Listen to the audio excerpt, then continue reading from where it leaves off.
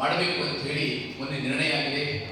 ಅದಕ್ಕೆ ಅನುಗುಣವಾಗಿ ನಾವು ಕರ್ನಾಟಕ ದಲಿತ ಸಂಘ ಸಮಿತಿ ಅಂಬೇಡ್ಕರ್ ಉಡುಪಿ ಜಿಲ್ಲೆಯಿಂದ ನಮ್ಮ ರಾಜ್ಯ ಸಂಘಟನಾಚಾಲಕರಾದ ಸುಂದರ ಮಾಸ್ತರ್ ಅವರ ನೇತೃತ್ವದಲ್ಲಿ ದೊಡ್ಡ ಸಂಖ್ಯೆಯಲ್ಲಿ 15 ಬಸ್ಗಳಲ್ಲಿ ಈಗಾಗಲೇ ಅರೇಂಜ್ಮೆಂಟ್ ಮಾಡಿದ್ದೇವೆ. 15 ಬಸ್ಗಳಲ್ಲಿ ನಾವು ನಮ್ಮ ಕಾರ್ಯಕರ್ತರು ನಾವು ಬಸ್ಗಳಲ್ಲಿ ಹೋಗ್ತೇವೆ. ಮತ್ತೆ ಅನೇಕ ಕಾರ್ಯಕರ್ತರು ಅವರು ಸ್ವತಃ ವೈಯಕ್ತಿಕವಾಗಿ ಬೇರೆ ಬೇರೆ ವಾಹನಗಳ ಮೂಲಕ ಬೆಂಗಳೂರಿಗೆ ಬಂದು ಚಳವಳಿಯಲ್ಲಿ ಸೇರ್ಕೊಳ್ಳಿಕ್ಕಿದ್ದಾರೆ, ಪ್ರತಿಭಟನೆಯಲ್ಲಿ ಸೇರ್ಕೊಳ್ಳಿಕ್ಕಿದ್ದಾರೆ. ಹಾಗಾಗಿ ನೀವು ಪತ್ರಿಕಾ ಮಾಧ್ಯಮದವರು ಈ ಬಗ್ಗೆ ಒಂದು ದೊಡ್ಡ ಪ್ರಚಾರವನ್ನು ಕೊಡಬೇಕು, ಚಳವಳಿಯನ್ನು ಬೆಂಬಲಿಸಬೇಕು.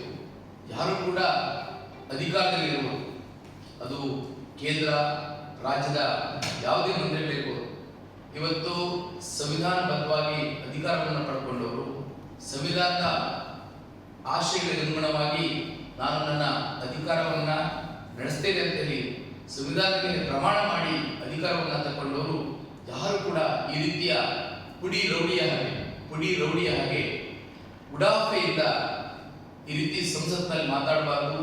ಇದು ಎಲ್ರಿಗೂ ಪಾಠ ಆಗಬೇಕು.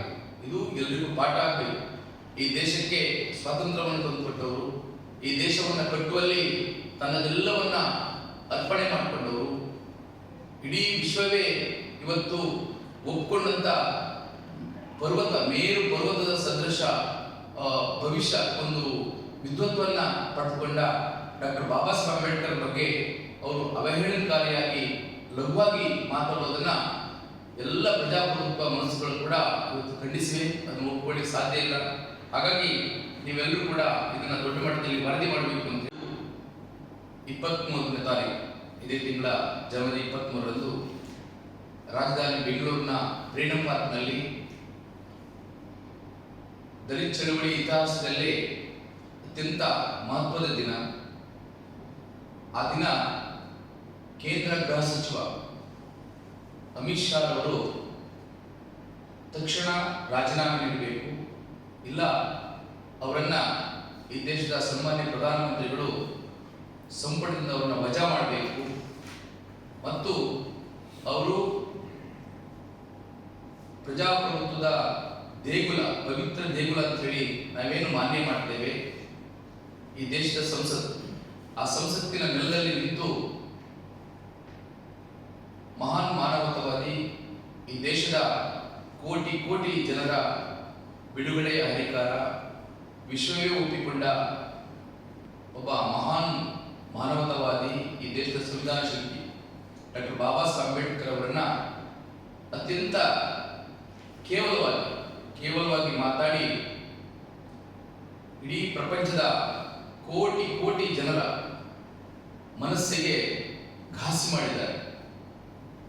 ಅಂಬೇಡ್ಕರ್ನ ಒಪ್ಪಿಕೊಂಡು ಅಂಬೇಡ್ಕರ್ನ ಆರಾಧನೆ ಮಾಡುವ, ಅಂಬೇಡ್ಕರ್ ಹೋರಾಟದ ಪರವಾಗಿ ಇವತ್ತು ಸ್ವಾಭಿಮಾನದ ಜೀವನವನ್ನು ಕಟ್ಟಿಕೊಂಡ ಕೋಟ್ಯಾಂತರ ಮಂದಿ ಶೋಷಿತ ಸಮುದಾಯಗಳ ಅವರ ಭಾವನೆಗಳಿಗೆ, ಅವರ ಹೃದಯಕ್ಕೆ ಗಾಯ ಮಾಡಿದ್ದಾರೆ. ಇದಕ್ಕೆ ಅಮಿತ್ ಶಾ ಅವರಿಗೆ ಕ್ಷಮೆ ಇಲ್ಲ, ಅವ್ರನ್ನ ಕ್ಷಮಿಸುವ ಪ್ರಶ್ನೆಯೇ ಉದ್ಭವಿಸುತ್ತಿಲ್ಲ. ಹಾಗಾಗಿ ಅಮಿತ್ ಶಾ ಅವರು ರಾಜೀನಾಮೆ ಕೊಡಬೇಕು. ಡಾಕ್ಟರ್ ಬಾಬಾ ಸಾಹೇಬ್ ಅಂಬೇಡ್ಕರ್ ಅವರ ಪ್ರತಿಮೆಯ ಮುಂದೆ ಮಂಡಿಯೂರಿ ಕುಳಿತು ಅವರು ಈ ದೇಶದ ಜನರ ಕ್ಷಮೆ ಯಾಚಿಸಬೇಕು ಅಂತ ಹೇಳಿ ನಾವು ಮೊದಲಿಂದಲೂ ಕೂಡ ಹೋರಾಟ ಮಾಡ್ಕೊಂಡು ಬಂದಿದ್ದೇವೆ. ನಮ್ಮ ಕರ್ನಾಟಕ ರಾಜ್ಯ ಮಟ್ಟಿಗೆ ಪ್ರತಿ ಜಿಲ್ಲೆಯಲ್ಲಿ ಈ ಬಗ್ಗೆ ಹೋರಾಟಗಳಾಗಿವೆ. ಕಲಬುರಗಿ ಮತ್ತು ಗುಲ್ಬರ್ಗದಂತ ಜಿಲ್ಲೆಗಳಲ್ಲೂ, ಮೈಸೂರು ಭಾಗದಲ್ಲಿ ಇಡೀ ಜಿಲ್ಲೆಯನ್ನೇ ಬಂದ್ ಮಾಡಿದ್ದಾರೆ. ಬಂದ್ ಮಾಡಿ ಪ್ರತಿಭಟನೆ ಮಾಡಿದ್ದನ್ನು ಕೂಡ ನಾವು ನೀವೆಲ್ಲ ಗಮನಿಸಿದ್ದೇವೆ. ಆದರೆ ಇವತ್ತು ಕೇಂದ್ರ ಸರ್ಕಾರ ಬಹಳ ಅವರಿಗೆ ಧೈರ್ಯ ಇದೆ. ಅವರು ಹಿಂದುತ್ವ ಅಜೆಂಡಾದಲ್ಲಿ ಇಡೀ ದೇಶದ ಜನರನ್ನ ಒಡೆದು ಏನು ಅಧಿಕಾರ ಮಾಡ್ತಾ ಇದ್ದಾರೆ. ಹಾಗಾಗಿ ಅವರಿಗೆ ಧೈರ್ಯ ಇದೆ. ಅಮಿತ್ ಶಾ ಈ ರೀತಿ ಹೇಳಿಕೆ ನೀಡಿದ್ರಿಂದಾಗಿ ಅವರನ್ನ ಏನೂ ಮಾಡ್ಲಿಕ್ಕೆ ಆಗೋದಿಲ್ಲ. ಇನ್ನೂ ಕೂಡ ಇದೇ ರೀತಿಯ ಇದಕ್ಕಿಂತ ಪ್ರಚೋದನಕಾರಿ ಹೇಳಿಕೆಯನ್ನು ಕೂಡ ಅಮಿತ್ ಶಾ ನೀಡಿದ್ರು ಕೂಡ ನಾವು ರಕ್ಷಣೆಗೆ ನಿಲ್ತೇವೆ ಎನ್ನುವ